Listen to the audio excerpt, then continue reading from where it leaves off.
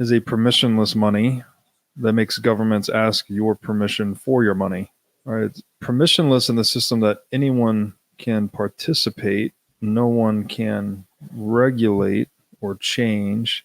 And I want to be specific there. Obviously, you can regulate Bitcoin. You can pass laws about Bitcoin and what people are allowed to do with it, what have you. But you can't regulate the system of Bitcoin, right? You can't pass a law that says there will be 22 million Bitcoin instead of 21, for instance, right? It's the actual core operating components of the system are regulated by the constituents of the system, which are nodes and miners. And nodes select the rules, miners enforce the rules.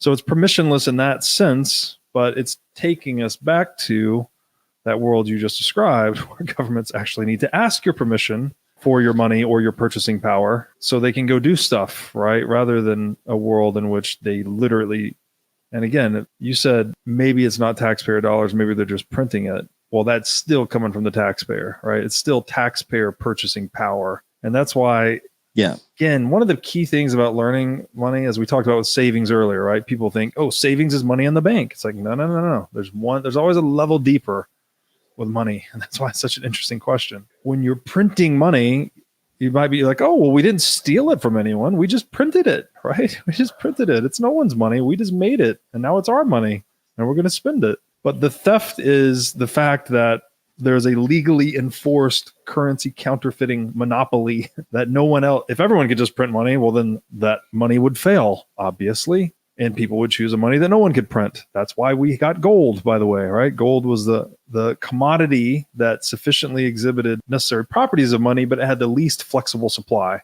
So it was the most difficult thing to quote unquote print. And that's why people chose to save purchasing power in gold, because it was insulated from the counterparty risk of others. People couldn't just arbitrarily print it.